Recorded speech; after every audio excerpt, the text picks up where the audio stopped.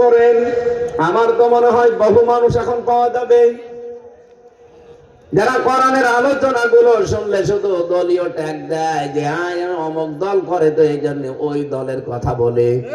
বলেন তো, এই যে কয়েক মিনিট কথা বলছি এখনো কোন দলের নাম বলেছি? আপনি কোন কারণে দলের ট্যাগ দেন? আপনি তো কোরআন পড়তে পারেন না, কোরআন বোঝেনও না। যারা পড়তে পারে তাদের বসিয়ে রাখেন। কোরআনের বাইরে যদি কোনো কথা বলি সে যেন আমাকে প্রোটেস্ট করে, কিন্তু কোরআনের উপরে থেকে যদি কথা বলি অবশ্যই আপনাকে শোনাও লাগবে, মানাও লাগবে। আপনি নিজে পড়তেও পারেন না, নিজে বোঝেনও না। আমির হামজা পড়ছে, বোঝাচ্ছে, আপনি শুনবেনও না, মানবেনও না। আপনি কি হয়েছেন কি বলেন? আপনাকে কি এখন কি হেমায়েতপুরে রেখে আসা লাগবে? আমি জানি কোরআনের কথায় সবার হেদায়েত হবে, তাও না।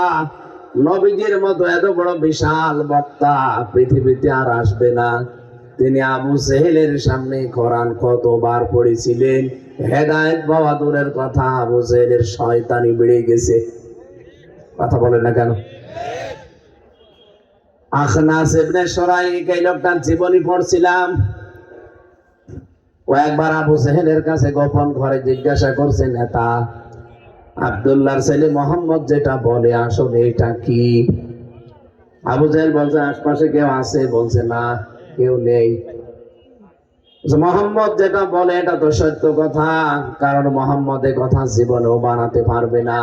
এ কথা সরাসরি আসমান থেকে আসে। লাইসা হাদা কালামুল বাশার। এই যে যেটা বললাম এটা আরবি একটা আবু জেহেলের মুখের কথা। লাইসা হাদা কালামুল বাশার, এটা কোনো মানুষের কথা না। যা বলে সব সত্য কথা। আখনাস ডাক দিয়ে বলে, নেতা কি বললেন আপনি? সবই যদি সত্য হয়, মোহাম্মদ যদি বানিয়ে না বলে, তাহলে আপনি মানতে চান না কেন? আবু জেহেল বলছে, এই কারণে তুই কর্মী আর আমি নেতা। তুই যদি আমার মতো বুঝতিস তাহলে তুই নেতা হয়েছে কি আমি তোর কর্মী থাকতাম। মোহাম্মদ যা বলে এটা যদি আমি মেনেই নেই তাহলে আমার চেয়ার থাকে? আমার চেয়ারই তো থাকার কথা না, কারণ আমি তো জানি যে আমার চেয়ার অবৈধ।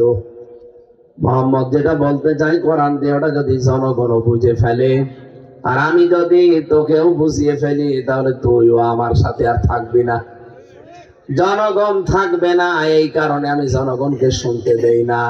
অকালাল্লাযীনা কাফারু লা তাসমাউ লিহাযাল কুরআন। ওই জামানায় আবু জেহেল সংসদে পর্যন্ত আইনটা পাশ করেছিল, সব চলতে দাও, অসুবিধা নেই, মুহাম্মদের কোরআন তেলাওয়াত এটা যেন না চলে, এমনকি তোমরা কেউ শুনবেও না। শুধু শুনবে না এতটুকু শেষ করে নাই, অল গাউফি, যেখানে কোরআনের আলোচনা করবে সেটা বন্ধ করে দাও, হট্টগোল তৈরি করো, যেভাবেই হোক এটা বন্ধ করা লাগবে। লাআল্লাকুম তাগলিবুন, আশা করা যায় তোমরা বিজয়ী হবে। এই যে সিদ্ধান্তগুলো দিচ্ছে কে? আবু জেহেল। বলেন বলেন, আরো জোরে বলেন। এই 92% মুসলমানের দেশেও আমার মনে হয় অনেকেই এরকম সিদ্ধান্ত এখনো দেয়। তারা কি?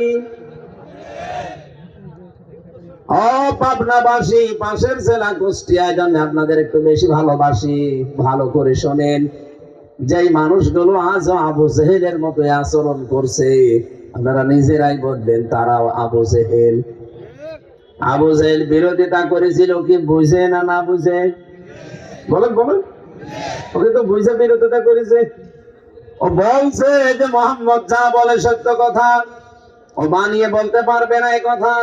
কারণ আবু জেহেল শিক্ষিত মানুষ ছিল, নাম ছিল আবুল হাকাম, জ্ঞানীর পিতা, সব বুঝতো, কিন্তু মানতো না। শুধু চেয়ার থাকবে না, এই কারণে বাংলাদেশে আজ বহু আবু জেহেল আছে, তারাও জানে আমির হামজা বানিয়ে কথা বলবে না, ওর বাবারও ক্ষমতা নেই কোরআনের ভেতরে বানিয়ে কথা বলা। কিন্তু মানতে চাই না, আসতে চাই না, শুনতে চাই না। এই কারণে, কারণ তার চেয়ার থাকবে না। আমি কি নাম ধরবো? না, নাম ধরে আমি মায়ের খাবো আবার। বহু মানুষ এখন এই পাবনায় নতুন নতুন তৈরি হচ্ছে। আপনি বলেন তাদের যে আচরণ আর আবু জেহেলের যে আচরণ প্রায় এক। তাহলে আবু জেহেল জাহান্নামে যাবে আর এই লোকটা শুধু নামের কারণে জান্নাতে যাবে। কে বলছে আপনারে? আবু জেহেলের নাম তো ভালো খারাপ ছিল না। আবুল হাকাম, জ্ঞানীর পিতা। খারাপ নাম? বলেন বলেন। আবুল হাকাম, এই আবুল যার নামে আছে সেইটাই আমার মনে হয় শয়তান। আবুল সরকার, এটা একটা শয়তান। কোরআনের বিকৃতি করে, অর্থের, এমনকি আল্লাহর ভুল ধরে। আবুল সরকার ভুল ধরেনি? বলছে কোল আউযু বিরাব্বিন নাস, আল্লাহ নাচতে বলেছে, ওরে পিটানো দরকার না। আমার ছোট মেয়েটাকে যদি জিজ্ঞাসা করেন, মামনি বলো তো নাচ মানে কি, ও বলবে মানুষ। যদিও কেবল কথা বলা আরম্ভ করছে। এতটুকু মানুষ যদি বলতে পারে নাচ মানে মানুষ, আর আবুল সরকার ও শয়তান আমার বাবার বড়, ও কি করে বললো নাচ মানে নাচ?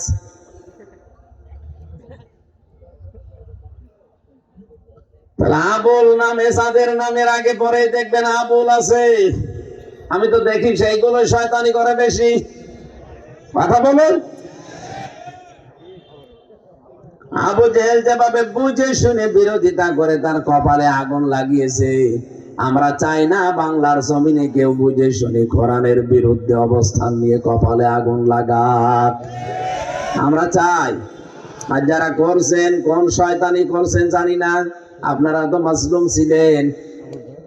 কোন মাজলুম মানুষ এখন যদি জালেম হয়ে যায়, আল্লাহর আরশ পর্যন্ত কষ্ট পায়।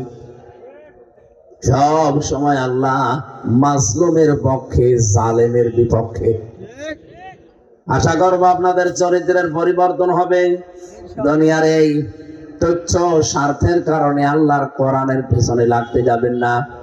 আপনি বিশ্বাস করতে পারেন, আমি যতক্ষণ চেয়ারে আছি আল্লাহর কসম দিয়ে বলছি, আমার মন মতো কথা একটাও বলবো না।